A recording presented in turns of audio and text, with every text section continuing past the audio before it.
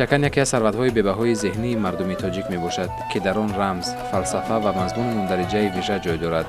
تاجیکان در طول هزار سالها همچون دریافتی ارزشمند گذشتگان خود چکن را تا امروز نگاه داشته آمدند که چنین پدیده در میان مردمان جهان خیلی کم به نظر میرسد. گلبرگ باقی و بعد از بیبی و مادر که چکندوز بودند، مکتب چکندوزی خود را به وجود آورده است. در فستیوال شهری صد رنگ چکن در شهر دوشنبه دقت دهان نفر را با هنر چکندوزیش جلب نمود.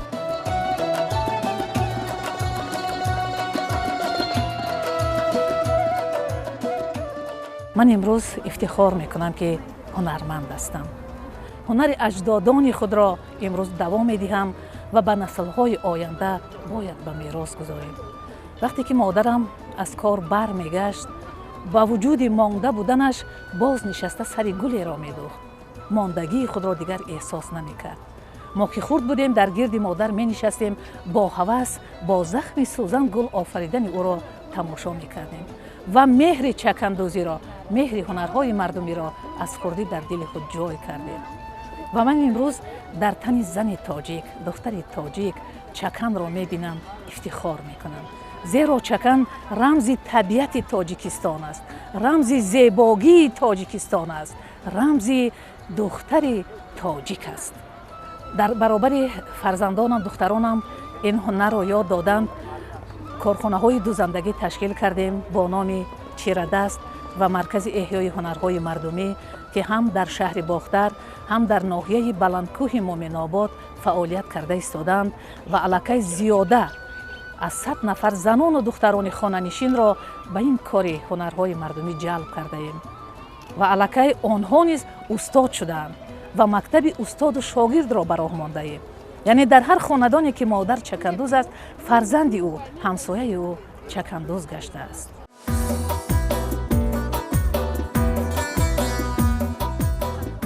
گلبرگ باقی و میگوید همیشه در پی ایجاد هست و آفریده هایش تا هنوز نگاه داشته شدند، حتی دوران جوانی. میگوید در چندین همایش‌های بین المللی رفته چکن را معرفی نمودیم و هنر دستی زنان تاجیک بارها بهای بلند گرفت.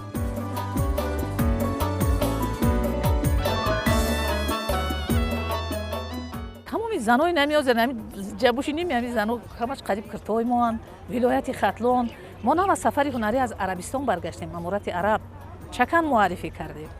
در گرمی 40-45 گرادوس من با لباس چکن می نشستم که مردم بگه که این تاجیک است، از تاجیکستان آمده است. و حتی در نزد من دایره را می نواختم که صدای دایره تاجیک آنها را باز بیشتر به ما جلب کند، چکن ما را بیند، نقش دستان زن تاجیک را بیند که ما چقدر هنرها داریم. امروز خوشبختانه یک چند کارخانه های استحصالی دوزندگی داریم که به حیث هنرهای مردمی فعالیت کرده ایستادند و آنها فراگیری جوان دختران و بانوان هنرمند برای خود جوان دختران که به کسب آموزی شغل می‌ورزند. ما از همین دوخت لباس ملی رو بخصوص چکن رو پیش برده ایستادند و می‌بینیم که در اینجا دیگر نمودی هنرهای مردمی پاپوری، سوزنی دوزی دیگر به راه مانده شده است و بخصوص به همین دوختن چکن بسیار شوق و رغبت میل کردند. اینم خرسندی بخش است چون که امروز بانوان با پوشیدن همین لباسی که با دست خودی گلدوزان آماده می‌گردد یک ارزش دارد ناگسستنی. پیش از همه باید در قلب کس زیبایی پرستی باشد. این هنر رو باید دوست داری، ماندگی رو احساس نمی‌کنی. زیرا که زیبایی آفر هستی. وقتی که در تن دختر تاجیک لباس دختر رو می‌بینی، افتخار می‌کنی، با هوس نگاه می‌کنی و شکرانه می‌کنی که خداوند به من چنین هنر رو داده است. و ما امروز زنان و بانوان تاجیک افتخار میکنیم که راهبر دولت سالهای 2018 و در ادامه سالهای 2019-2021 را سالهای رشد دهات، سیاحی و هنرهای مردمی اعلام کرده است. این به ما زنان یک قوه بزرگ گردید، یک الهام تازه بخشید. زیرا هنر ما معرفگری فرهنگ و تمدن ما می باشد. ما توسط هنر خویش روی جهان را دیدیم و جهان از هنر ما آگاه گشت. همه این از زحمت و تلاش های راهبر دولت است که نقش مادر تاجیک را جهانی گردانید. چطور می‌بینید در این نقش‌ها رمزها و اندیشه‌های بلند نهفته است و در آنها یک پیوستگی احساس و اندیشه‌های باستانی ملت تمام برای شناخت هستی بازتاب می‌گردد. نقش‌ها فلسفه، رمز و مضمون مندرجه‌ای دارند که از زمان باوری‌های خورشیدپرستی به یادگار مانده‌اند. خیلی که ما میدانیم سال رشد سیاحی و هنرهای مردمی است. امروز چرابینی در دایره 100 رنگی چکن می باشد و امروز خوانندگان مکتب بچگانه رسامی ریاست فرهنگ شهر دوشنبه در اینجا هنر و مهارت رسامی خود را نشان داده ایستادند و خیلی که میدانیم 100 رنگی چکن، نام چرابینی 100 رنگی چکن می باشد.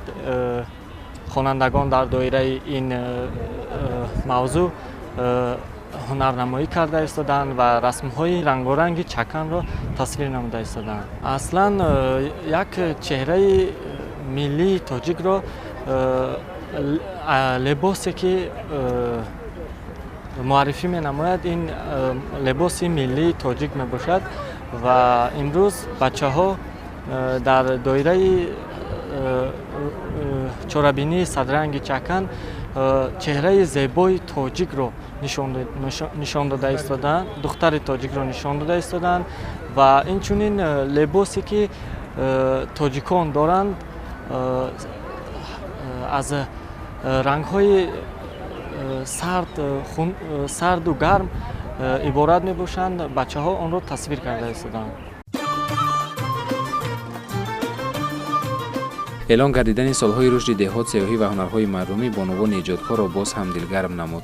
آنها اکنون با استفاده از امکانات‌های موجوده سعی دارند تا بهترین هنرهای دستی خود را تهیه و پیشکش مزاج‌ها نمایند و به این وسیله کشور را معرفی کنند و روزگارشان را نیز پیش برند.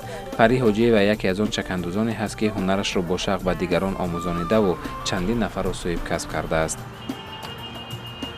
مثل نهینه هم میدونم، دمره هم میدونم، مثل دویره هم میدونم، رقص هم میدونم. همین میفهمم که با همین جوان دخترها همین خیلی نقد میبینم که میفهمم که در همین برای ما باشن، همین خیلی یاد چون بتم، همین خیلی یاد بگن رنگ ما همین خیلی چکن بودن بعد تنوشون پوشن فرسون همین خیلی بسیار همین میبرم میگن که شما پیگل چرایید. سالی گذشته و این سال هم دوره نوحیوی همین فستیوالی جمهوریوی 100 رنگ چکن برگزار کرده شد و ما کوشش به خرج دادیم که برای تشویق و ترغیب لباس فرهنگی ملی به خصوص چکن سهمگذار باشیم. معرفیگری خلق تاجیک است و ما امروز که ساکنان شهر دوشنبه می باشیم، یعنی مرکز جمهوری تاجیکستان که امروز شهر دوشنبه قرار داریم، باید و شاید به فرهنگ ملی خود رو آوریم، چون که سال رشد سیاحی و هنرهای مردمی که هست. ما باید کوشش به خرج دهیم که سیاحان از فرهنگ و ملت ما آگاه باشند، به طرز لباس پوشی ما آنها توجه دارند و همزمان میبینیم که امروز چکن بین المللی گشت. این چقدر اگر دیمه را میرم من میبینم چقدر خرساندم ده جوانی خودم باید اومد، چقدر با هیدر بیوتر شوم جوانو اردوی من همین خیلی افتم که پنجمی من خیلی دودنده بودم تو خود را میدودم. این امولی بود شما من پلیس میکنم 65 تولدم این تو خود را میدودم. این بسیاری همین چکنو نوری جمعو همه چکنوی من چند نمود هر روزای قدیمی ها هولینه همه باید که چندوی نقرگی دارم نمرو ما میدونن همه همی عروسای بسیاری همه نویو ایما میاد چکن میبرن نقرو ما میبرن با خودم همی خیلی میرم عروسشون میکنم موتیلشون میکنم. یادآور میشیم که ارزگذاری به این آفرینش هنری از زمان صاحب استقلالی دولت آغاز یافت. افزودن و پربار کردن و به عرصه بین المللی برآوردن عام به شرافت میهن‌پرستی اساسگذار صلح و وحدت ملی پیشوای ملت پرزیدنت جمهوری تاجیکستان محترم امامعلی رحمان صورت گرفت. وطن در قلب من صد رنگ و صد نقش چمن دارد. وطن در ذهن من صد نسخه از رنگ چکن دارد. وطن دارد شادی این دم از پیغام فرهنگی که هر یک گوشه عالم به خود وصف چکن دارد. در مؤسسه دولتی فرهنگی و فراغتی اهورم با تشبث مقامات اجرایی حاکمیت دولتی شهر دوشنبه در دایره اعلان گردیدن سالهای 2019-2021 همچون سالهای رشد دهات، سیاحی و هنرهای مردمی و در دایره اعلان گردیدن دوشنبه پایتخت فرهنگی اتحاد 2021 فستیوال صد رنگ چکن برگزار گردید.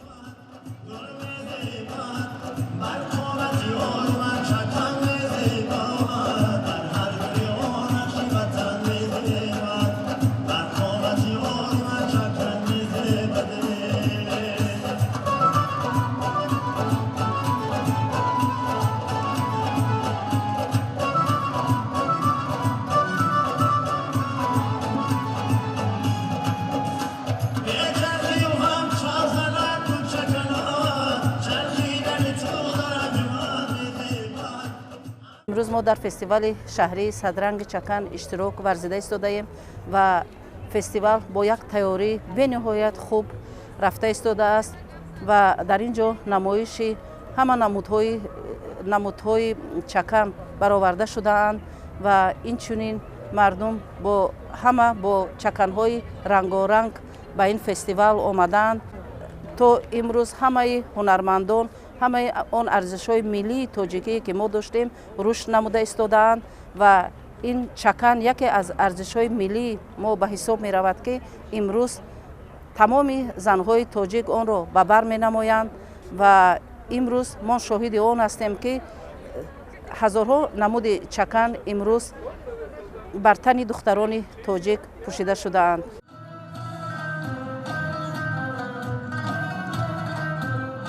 در چاره‌بینی رهبریت مقامات اجرایی حاکمیت دولتی شهر دوشنبه، وزارت و اداره‌ها، چهوران و هنرمندان و فعالان از 4 ناحیه پایتخت شرکت نمودند. قبل از آغاز فستیوال اشتراکچیان از نمایشگاه هنر چکندوزی، سوزنیدوزی، پاپوریدوزی که از جانب هنرمندان و کاسبان شهر دوشنبه تشکیل گردیده بود دیدن نمودند. سپس معاون رئیس شهر دوشنبه معصومه موینی چاره‌بینی را افتتاح نموده مقصد اساسی برگزاری فستیوال را بلند برداشتن احساس وطن‌دوستی و خویشتن‌شناسی، افتخار ملی، قدر و منزلت لباس ملی، صورت و صفت تازه بخشیدن به استحصال متاعهای گوناگون ملی از قبیل چکن و چکندوزی، سوزنیدوزی و گلدوزی، پاپوریدوزی، اینچنین معرفی صنعت و هنر والای خلق تاجیک در عرصه بین‌المللی معنی داد نمود. به هر یک تار و پودش عالمی رنگ، منقش رمز و راز زندگانی است. فستیوال شهری از بخش‌های گوناگون از جمله نمایش لباس‌های قدیمی چکن، نمایش لباس‌های کودکانه، نمایش لباس‌های روزمره، نوع‌های گوناگون سوزنیدوزی بورد بوده از جانب زنان و بانوان و هنرمندان پایتخت پیشنهاد کرده شد. شناسایی با ارزش‌های ملی از زینه اول تحصیلات یعنی تحصیلات تا مکتبی آغاز می‌گردد و ما کارمندان مؤسسات تا مکتبی کوشش می‌نماییم که کودکان را از خردی با ارزش‌های ملی فرهنگ تاجیکی خود شناس نماییم و کودکان ما نهایت با نقش نگار ملی با نقش نگارهای ملی از خردی شناس می‌شوند و آن از خردی آنها چکن به بر می‌نمایند. تمام کودکان ما در آنجا با لباس‌های رنگارنگ چکن اشتراک ورزیدند و به نهایت خوب هم گذراندند.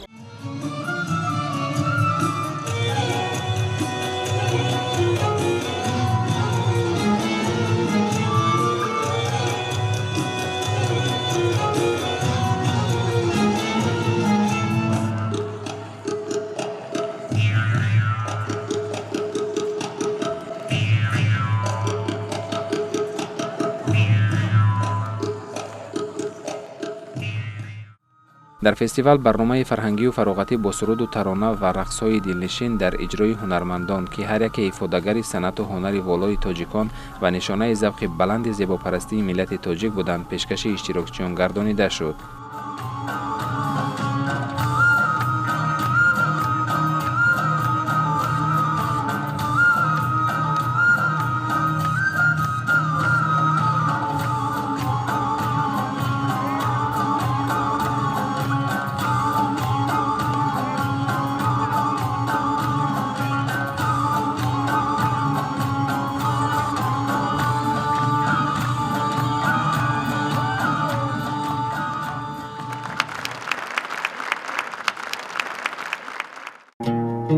شد.